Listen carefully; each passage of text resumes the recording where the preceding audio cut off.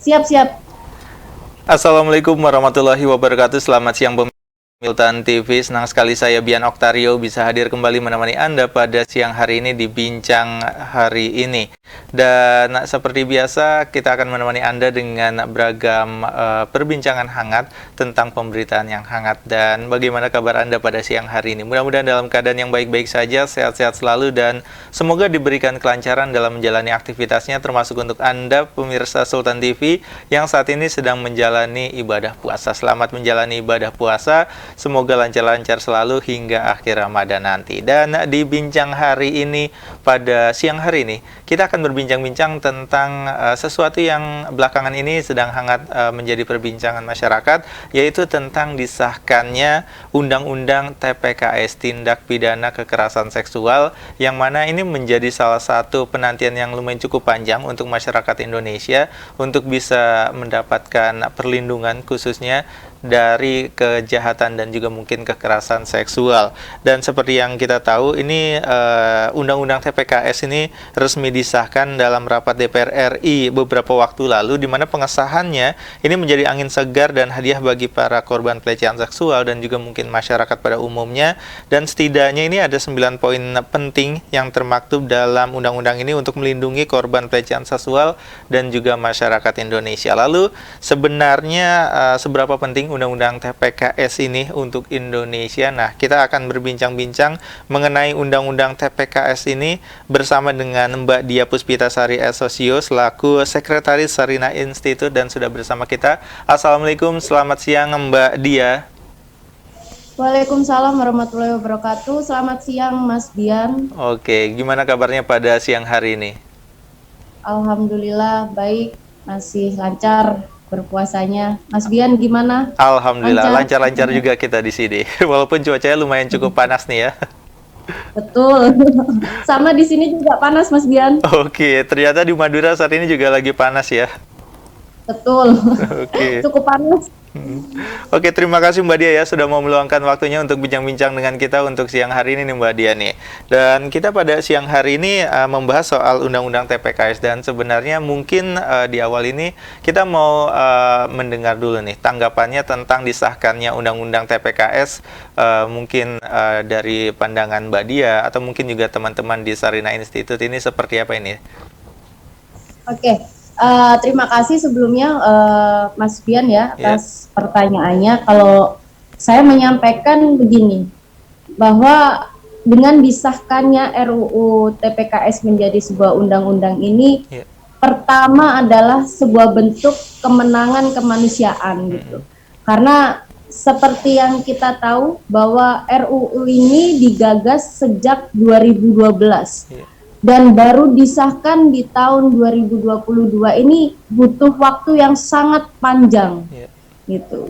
Apalagi bicara RUU TPKS yang di dalam dinamikanya ini sempat bahkan mengalami perubahan nama dari yang sebelumnya penghapusan kekerasan seksual kemudian berubah menjadi tindak pidana kekerasan seksual, kemudian sampai per tanggal 12 April 2022 disahkan kemarin.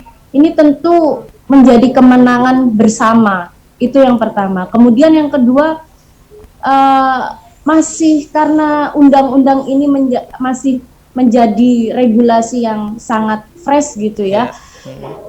Jadi antara transisi kekerasan seksual khususnya yang tadinya itu masih dititik beratkan pada hukum pidana, sekarang bisa bisa memiliki peraturan atau payung hukum yang lebih spesifik gitu. Artinya memiliki kekuatan hukum yang lebih jelas gitu dengan disahkannya RUU TPKS ini. Karena bagaimanapun juga negara ini harus hadir dalam persoalan kekerasan seksual tersebut gitu. Kemudian bicara soal pasca pengesahan RUU TPKS ini, lantas apa gitu ya yang harus dilakukan oleh masyarakat, khususnya para inisiator gitu ya, baik para masyarakat sipil yang tergabung dalam koalisi dan termasuk mahasiswa juga. dan kawan-kawan yang tentunya mendukung undang-undang ini, bahwa pemerintah juga jangan sampai melakukan apa ya, pembiaran gitu ya, atau menjadikan undang-undang ini hanya sebatas pajangan belaka gitu.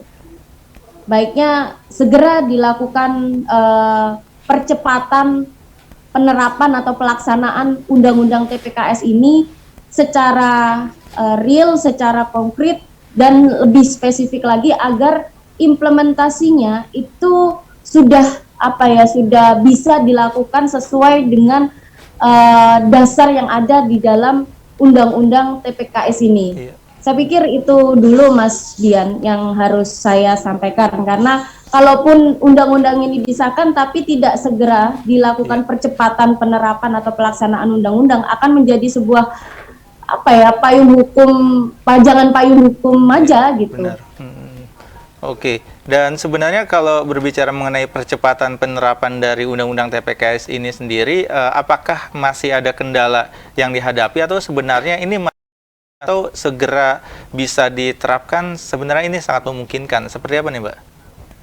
Kalau menurut kami itu jelas sangat memungkinkan untuk segera direalisasikan ya, karena memang seperti kita tahu hanya satu fraksi gitu ya yang menolak, dan kita tidak perlu sebut gitu ya, dengan berbagai alibi yang dilontarkan itu sangat irasional menurut saya. Jadi saya pikir untuk kendala berat itu tidak ada. Jadi untuk kemungkinan untuk segera melakukan realisasi percepatan penerapan undang-undang ini sangat-sangat memungkinkan. Supaya apa Mas? Jadi para korban kekerasan seksual ini jauh lebih jelas gitu. Mereka ini harus diperlakukan seperti apa, termasuk dalam hal penanganan, pemulihan itu bagaimana, supaya mereka ini juga lekas move on dari peristiwa-peristiwa naas sampai menimbulkan trauma. Kemudian bagaimana pelaku itu supaya diberikan sanksi yang sesuai sebagaimana yang diatur dalam undang-undang di TPKS ini. Oke, nah sebenarnya kalau untuk pemerintah sendiri apa yang harus dilakukan nih untuk bisa melakukan percepatan penerapan dari Undang-Undang TPKS ini? Apakah masih ada tahapan-tahapan yang harus dilalui juga oleh pemerintah atau seperti apa? Kami pikir pemerintah harus segera berkoordinasi ya Mas, untuk segera menentukan jadwal pembahasan, mungkin dengan segera dibentuknya permen barangkali atau PP, supaya juga peraturan pemerintah ini lekas dijadikan pedoman pelaksanaan di masing-masing daerah yang ada di Indonesia ini gitu. Karena kan kalau tidak begitu, bagaimana nanti undang-undang ini mampu disosialisasikan secara masif, secara serentak kepada masyarakat dalam skala nasional ini. Oleh sebab itu, baiknya pemerintah ini, dan kami pikir tidak ada tidak ada kendala yang cukup besar untuk tidak segera membentuk percepatan penerapan ini. Oke, dan untuk saat ini mungkin banyak masyarakat yang melihat Undang-Undang TPKS ini hanya sebatas beberapa mungkin jenis kekerasan yang saat ini banyak menjadi sorotan, tapi sebenarnya seberapa penting Undang-Undang TPKS ini di dalamnya gitu untuk masyarakat Indonesia, selain dari jenis-jenis kekerasan yang mungkin lebih banyak disorot untuk beberapa waktu belakangan ini. Oke. Ini Mas, yang mungkin yang harus digarisbawahi ya. Jadi sebelum sebelum kita mendapatkan kemenangan kemanusiaan dalam bentuk wujudnya ini Undang-Undang TPKS ini, itu kan kita selalu ketika misalkan nih kita melaporkan, kita mendampingi korban, atau bahkan kita sendiri misalkan akan melaporkan ke pihak yang berwajib, mereka akan memiliki perspektif yang bias gitu. Jadi mereka seolah-olah kamu menyepelekan gitu, menyepelekan peristiwa yang dialami oleh korban ini. Nah, dengan hadirnya payung hukum Undang-Undang TPKS ini, itu secara jelas para korban khususnya dan masyarakat harus tahu bahwa perspektif korban, keberpihakan terhadap korban ini sangat sangat kuat di dalam undang-undang ini gitu, bahwa kita tahu ada hak atas penanganan, perlindungan dan bahkan pemulihan terhadap psikis dan psikologis korban kekerasan seksual tersebut. Ini yang tidak diatur dalam KUHP itu. Makanya saya pikir ini benar-benar kemenangan kemanusiaan terbesar ya di tahun 2022 ini gitu. Bahkan saya sempat terlibat waktu jajak pendapat, kalau nggak salah waktu itu saya masih sempat aktif di KPI Jatim, Koalisi Perempuan Indonesia di Jawa Timur. Itu bagaimana antusias para audiens. Saya waktu itu mewakili GMNI Surabaya untuk menjadi peserta. Mereka sangat sangat antusias dalam menyambut gagasan ini gitu. Karena selama ini di Indonesia ini bukan satu-satunya negara yang tidak memiliki payung hukum. Cuman kalau dibandingkan bagaimana regulasi yang pro terhadap kasus-kasus yang memang secara data itu banyak sekali yang kurang pro terhadap kasus-kasus berbasis gender gitu. Salah satunya kan kekerasan seksual ini kan. Gitu. Padahal kalau kita bandingkan dengan negara di Asia Tenggara aja, Filipina dengan Indonesia itu jauh. Filipina sudah ada berapa regulasi atau payung hukum yang mengatur secara jelas realisasi sampai ke implementasinya. Indonesia kalau mau kita hitung ada berapa sih yang pro terhadap penanganan kasus-kasus berbasis gender itu tadi. Dan ini salah satu bentuk wujud yang konkret. Itu yang pertama. Jadi perspektif korbannya ini yang harus kita pahami secara umum ya bagi masyarakat maupun bagi seluruh entitas masyarakat. Gitu. Yang kedua bahwa restitusi atau ganti rugi itu termaktub di dalam substansi salah satu pasal yang ada di Undang-Undang TPKS ini, bahwa pelaku kekerasan seksual itu wajib mengganti rugi. Wajib mengganti rugi sebagai salah satu bentuk pertanggungjawaban terhadap korban.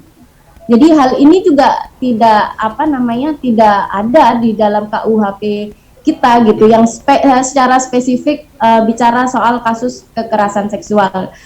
Tidak hanya ganti rugi aja ya Mas, tentunya karena ini juga namanya aja sudah tindak pidana kekerasan seksual. Artinya pidana penjara segala macam itu juga akan diterima oleh para pelaku pidana kekerasan seksual. Saya pikir itu Mas. Oke, dan sebenarnya kalau melihat dari isi Undang-Undang TPKS sendiri yang saat ini sudah disahkan, apakah masih ada beberapa hal yang masih dikritisi nih sama teman-teman di Sarinah Institute atau dinilai kurang atau beberapa hal yang masih belum terisi? Seperti apa? Mungkin ini ya, terkait ada penghilangan beberapa pasal yang salah satunya itu di jenis kekerasan yang diatur itu Mas, yang pemerkosaan terutama itu kan saya pikir sangat disayangkan gitu ya Mas, karena kalau kita bicara pemerkosaan ini kan suatu hal yang tidak bisa serta-merta cuman digunakan pasal pidana gitu ya untuk menjerat pelaku gitu, tapi juga harus dipikirkan bagaimana kemudian korban pemerkosaan ini bisa memulihkan traumatik yang dialaminya pasca peristiwa yang sangat tidak diharapkan itu terjadi gitu.